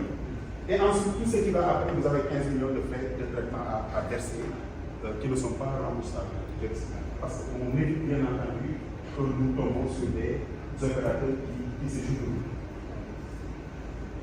Maintenant, les trois premiers, si vous vous rendez compte, s'occupent de l'offre, de l'auteur de l'offre, du porteur de l'offre. Mais ici, c'est le projet. L'offre ne doit pas porter sur un projet en cours de préparation par l'autorité contractante. L'offre porte sur un projet, soit ne figurant pas dans sa liste à jour des projets inscrits sur son programme d'investissement public, ou bien qui figure en tant que projet qui préfère l'objet d'une offre de part de la publicité, mais pour lequel l'autorité économique ne dispose pas de ressources financières pour le faire. Ça veut dire que même si nous avons inscrit en tant qu'autorité publique un projet dans notre plan, dans notre projet de je ne sais pas, PTIB, je ne sais pas comment on va l'appeler, si on a des ressources pour le développer, on peut accepter qu'on opérateur nous propose de réaliser le projet en prenant en charge les dépenses. Et finalement, il y a une période de dépôt de ces offres-là. Et cette période, bien entendu, c'est entre le 1er février et le 30 mars, le 1er juin et le 31 juillet, et finalement le 1er septembre et le 31 juillet. Donc ça, c'est la recommandation. C'est quoi le cycle de vie du projet PPP? Le cycle de vie des projets PPP. Sélection du projet. C'est le rôle de l'autorité contractante. Je suis dans le cycle de vie. J'ai arrêté la question de l'offre d'initiative privée, comment ça se passe, quelles sont les diligences qu'on doit opérer pour accepter. Maintenant, je suis quand le projet est d'initiative publique, ce qui est très souvent le cas. Parce qu'une offre d'initiative privée, on ne la provoque pas. Nous recevons très souvent à la portée de Mandarin les gens qui nous disent que, et si on reçoit de une offre d'initiative privée, comment on va faire? L'offre d'initiative privée ne se regarde pas. Ça va être spontané. On se réveille, on fait ce qu'on a fait, le gars vient, hop, voilà ce que je vous propose. Les gens ne le comprennent pas. Ce n'est pas un schéma de réalisation. Ce n'est pas un schéma de réalisation. C'est une offre qui nous vient comme ça sur la tête et qu'on va expertiser avec toute la forme qu'il faut. Sélection du projet. Maintenant, c'est là où l'expert comptable, l'expert que vous êtes, les experts que vous êtes, multidimensionnels, doivent jouer le rôle. Faisabilité et préparation. Dans la faisabilité et la préparation, nous avons beaucoup d'études obligatoires que vous devez faire. L'autorité contractante n'a pas les ressources humaines pour pouvoir les réaliser.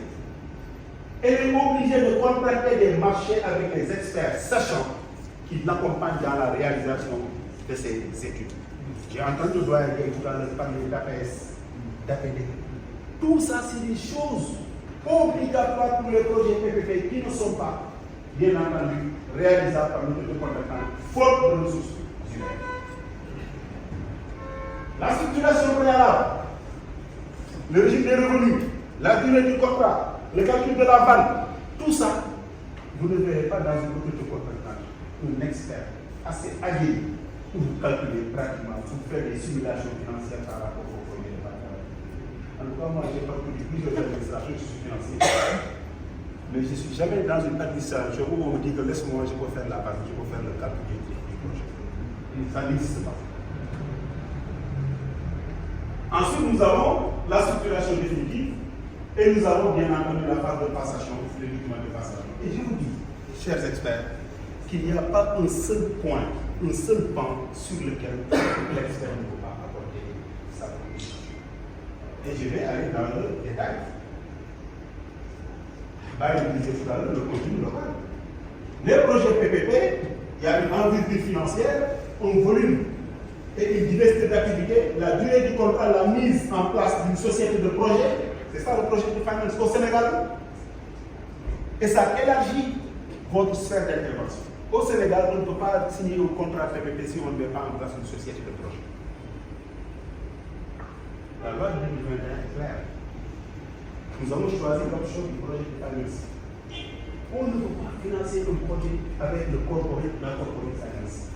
C'est avec le projet de finance que vous financez le projet, qu'on complète le projet PPP par la création d'une esprit dédié. Et là aussi, il y a des niches d'opportunités pour les experts de pouvoir participer à la réalisation du projet. Finalement, l'expert que vous êtes doit accompagner à la fois l'autorité publique que l'opérateur privé qui a une compétence. Parce que la société de projet, finalement, ce n'est pas une société d'expertise. C'est la société de projet qu'on met en place pour réaliser les projets PPP. Ce n'est pas une société qui a une expertise. Je le répète, je me dis pourquoi je vous le dis. Elle vient d'être créée. Mais tu as au sein de ta structure des actionnaires, et je vous montrerai tout à l'heure, qui sont des sachants. Donc là aussi, il y a vraiment un créneau qu'il faut investir pour pouvoir bien entendu aider à mettre en place. Alors, les domaines d'expertise dans lesquels je vais être beaucoup plus pointu. Sur le plan juridique, chers experts, pour réaliser un projet PPP, nous avons 6 études obligatoires que l'autorité contractante doit faire. Au moins. 1. L'étude juridique. 2. L'étude de marché. 3. L'étude technique. 4. L'étude socio-environnementale. 5. L'étude de marché. Et 6. L'étude financière. Ces 6 études, convenez avec moi, qu'il y a à manger et à boire pour les experts. Pour l'étude juridique, vous verrez que on cherche une expérience dans la rédaction des contrats de PPP. Pour le domaine financier, analyse financière, financement de projet, structuration des risques contractuels et de mécanismes de paiement. Pour le domaine technique, expertise dans la conception de projets et les aspects techniques des services concernés. Et selon les projets, on va solliciter le domaine social et environnemental ou bien le domaine économique et financier. Et l'étude juridique, je vais être beaucoup plus pointu encore. Il s'agit d'identifier tous les aspects légaux à prendre en compte dans la vie du projet pour le PPP. Confirmation de l'absence d'obstacles juridiques importants. Proposition de solutions stratégiques à suivre face à ces obstacles. Et bien entendu, vous verrez que nous avons pratiquement toutes ces activités-là qu'il faut réaliser dans l'étude juridique. Maintenant, si on prend l'étude de marché, que vous appelez aussi l'étude commerciale, il s'agira de décrire et analyser la concurrence pour les alternatives pour les clients usagers, de caractériser et décrire et quantifier le marché. Et là, ce sont les actions à mener pour chaque objectif. Je suis en train de vous dire exactement, si vous devez faire l'étude de marché, qu'est-ce qu'on attend? Et là, vous verrez que j'ai parlé de la demande. Si vous mettez une autoroute qui doit parcourir Dakar à Ibé, je dis n'importe quoi, je vous mets dans un scénario où l'autoroute à faire n'existe pas. L'étude du marché va nous permettre, bien entendu, d'évaluer la demande. C'est ce qui ont besoin de ce service. Et quand on doit évaluer la demande, on doit savoir s'il y a des alternatives. On doit étudier la demande potentielle et la demande réelle. Et c'est sur la base de cette demande réelle que les tarifs seront fixés. Et ces tarifs seront fixés en considération de 2 choses. La capacité contributive des usagers et leur volonté contributive, parce qu'on peut avoir et ne pas vouloir. Et après, nous avons ce qu'on appelle l'étude technique qui fait sortir de valider la conception des prestations du projet, étudier en détail les systèmes techniques du projet, estimer les coûts de développement et de fonctionnement du projet. Vous me direz tout de suite et maintenant que ça, les autorités compétentes ne peuvent pas le faire. Les fonctionnaires de l'administration publique ne sont pas formatés, forgés pour faire ces genres d'exercices. Donc, finalement, pour réaliser le projet PPP, il nous faut nécessairement des experts. Il nous faut nécessairement des experts. Études environnementales, vous le savez aussi bien que nous, certainement, il y en a, je parle sous le contrôle du doyen, les études environnementales, les études d'impact environnemental constituent aujourd'hui beaucoup de défis pour l'administration publique, parce qu'en général, les gens en font un verre qu'il faut faire lever, mais bien entendu, vous verrez que et même au-delà de ces études environnementales qui sont étudiées, aujourd'hui, les bailleurs ont mis en place ce qu'on appelle les principes de l'équateur. Si votre projet ne respecte pas certains principes, il y a certaines banques qui ne financeront pas. Donc, il va falloir allier les deux. Et ça, si les administrations ne sont pas en mesure de le faire. Étude financière. L'étude financière, c'est la conclusion.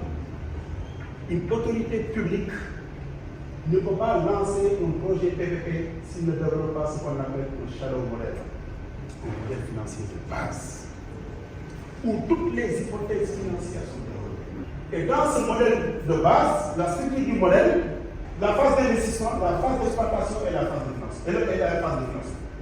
Et pour chaque phase, on a besoin d'une bonne structuration. Ici, pour la phase d'investissement, c'est les coûts de préparation, d'infrastructure d'équipement, le mobilier matériel de bureau, et ainsi de suite. Et ça, c'est les OPEX. Revenus et charges du projet et la phase de financement, c'est comment on va financer bien entendu ces ouvrages. Et ça, c'est fondamental pour les projets de partenariat.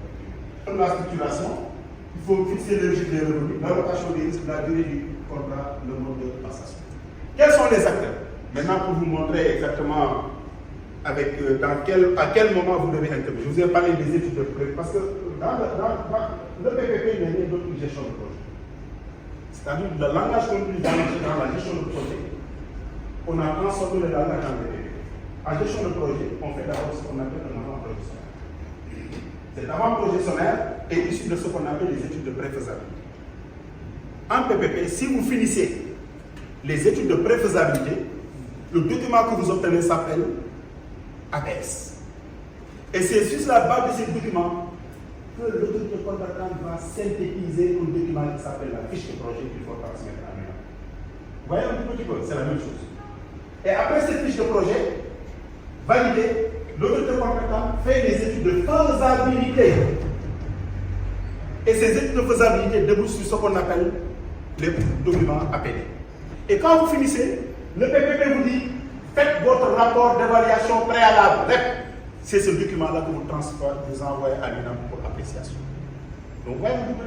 Il faut qu'on trouve une jonction entre la gestion de projet classique et ce que nous appelons le PPP.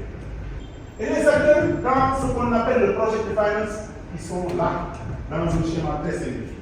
L'autorité publique, la société de projet, les prêteurs, les investisseurs, les constructeurs et les exploitants. Dites-moi, quel est l'acteur que vous ne pouvez pas accompagner ici? Je ne vois pas. Bon, maintenant, la question du conflit d'intérêt fait que si vous décidez d'accompagner l'autorité publique, vous serez bénéficié d'accompagner l'opérateur privé. La société de projet qui sera mise en place, les constructeurs. Et là, il faut clairement le dire. Hein. Vous savez, l'actionnaire, pourquoi j'ai mis ici actionnaire investisseur? Vous savez, quand vous aidez l'autorité contractante à préparer son projet, à faire les études, jusqu'à ce que le projet soit prêt à aller sur le marché, on lance. Et quand on lance, le dossier d'appel d'offres acheté, c'est ce qu'on appelle les investisseurs. Et ceux qui achètent,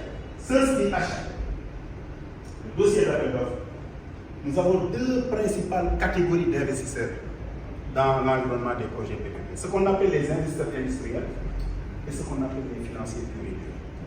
L'investisseur industriel, c'est celui qui vous dit, moi je sais faire. Je n'apporte pas de l'argent, mais j'apporte de l'expertise pour construire le bâtiment. Le financier, il vous dit, moi je n'ai pas besoin de me déplacer, je reste en Europe et je mets mes billes pour attendre mes dividendes. Et quand vous lancez le marché, c'est l'investisseur industriel qui achète le dossier d'appel d'offres, qui regarde le dossier, cherche les experts qui peuvent l'accompagner, cherche les autres membres, d'autres membres qui peuvent l'accompagner dans la réalisation du projet, c'est la naissance du groupement des jeunes ventures. Et après, il se déplace vers les banques. Attention, les banques ne sont pas mobilisées par nous. Autorité publique, c'est les experts qui les paient, qui vont aller par les banques pour dire au Sénégal, on doit réaliser un projet d'usine d'eau, de dessalement d'eau de mer. Nous sommes 5, X, Y, Z et A. Moi, je suis fort en assainissement. Lui, il est fort, il est fort, il est fort. On a la capacité de développer le projet, mais le vendre, c'est l'argent. Parce que dans le projet qui finance, il faut le répéter, la dette est beaucoup plus importante que les crédits. On ne peut pas faire du projet qui finance avec plus de crédits et moins de dette. La dette doit faire, il y a même des experts qui sont très experts qui me disent qu'il faut aller jusqu'à 90% de dette et 10% de fonds propres. Et bien entendu, les banques vont étudier, et quand ils étudient, ils se rendent compte que le projet est correct. Ils acceptent d'accompagner. Mais eux aussi, ils ont une logique de ce qu'on appelle chapitrement du risque. Quand la taille des projets est très gigantesque, les banques ne s'engagent jamais. Elles vont aller chercher d'autres consultants pour les accompagner dans le financement. C'est la naissance de ce qu'on appelle la dette bancaire, la syndication bancaire, avec des petites arrangeurs. Et après, quand tout cela est OK, on attribue le marché à l'investisseur qui est correct, Et dès que l'investisseur reçoit la notification d'attribution du marché, elle met en place la société de projet. Mais quand elle met en place la société de projet, ceux qui ont mis en place la société de projet se transforment. On ne les appelle plus investisseurs, on va les appeler désormais actionnaires. Ils se positionnent maintenant dans l'actionnariat. Et bien entendu, vous verrez aussi qu'ils se positionnent aussi dans la sous-traitance. Et vous verrez ici une illustration à travers le schéma, l'autoroute à péage que nous avons ici. Vous avez ça, qui est la société de projet, vous avez l'autoroute public, vous avez les actionnaires, investisseurs, et vous avez les prêteurs qui sont là, et vous avez les sous-traitants. Chacun a son rôle à jouer. Vous verrez que, et ici on ne parlera pas de conflit d'intérêt, Eiffage Sénégal qui fut actionnaire se voit attribuer le contrat de construction et de construction. En amont, on devient actionnaire et quand on a de l'expertise, on se positionne dans la sous-traitance.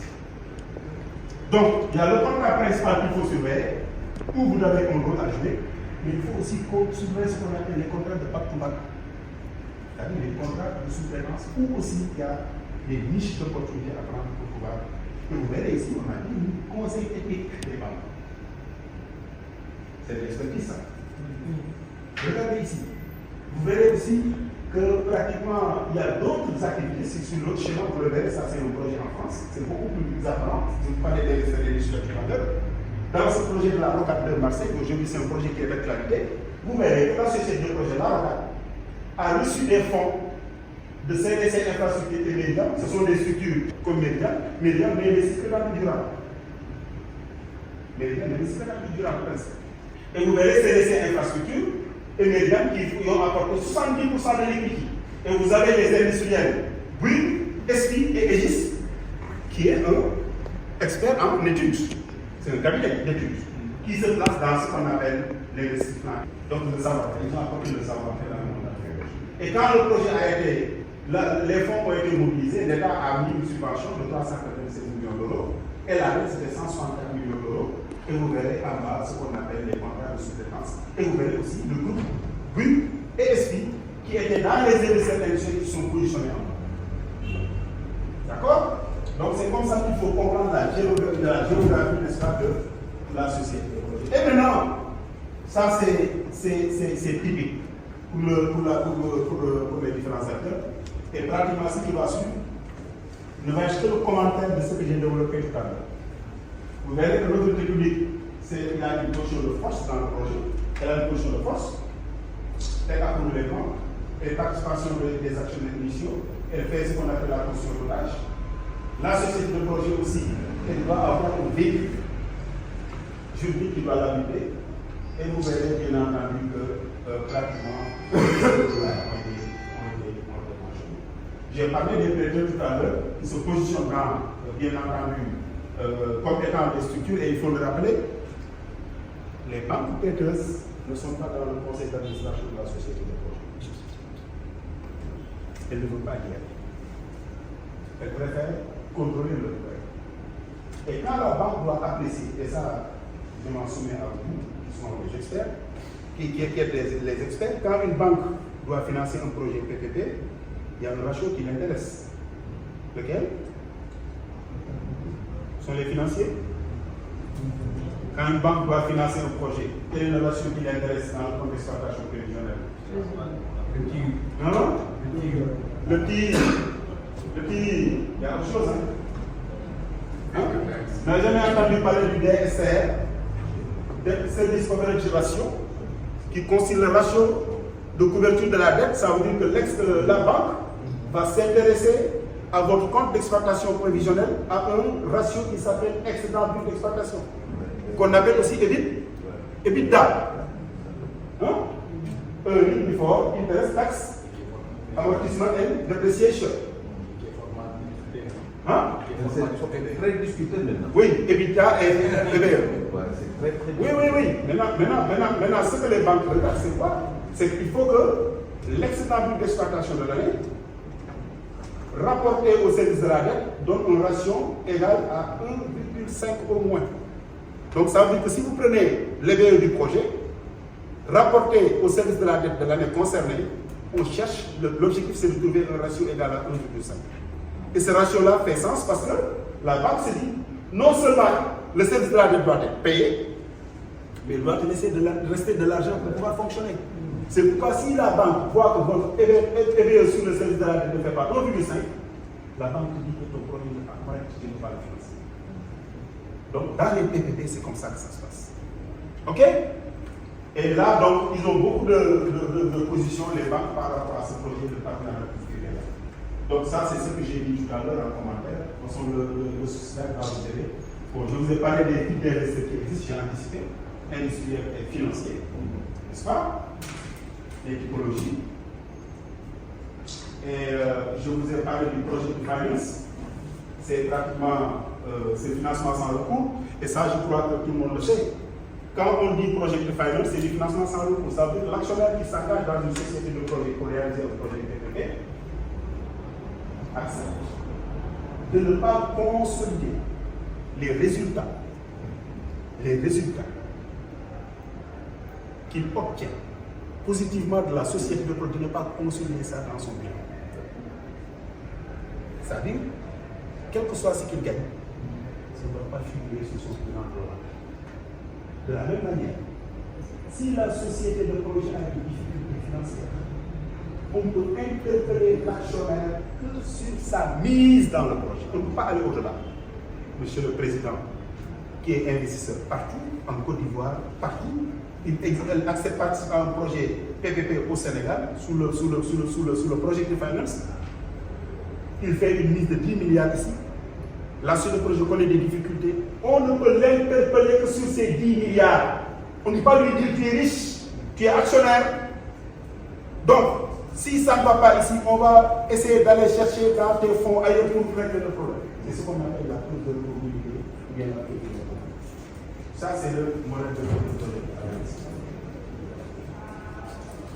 Et là, vous avez bien entendu quelques risques que j'ai résumés ici pour montrer un petit peu la caution de chaque structure au niveau des partenaires.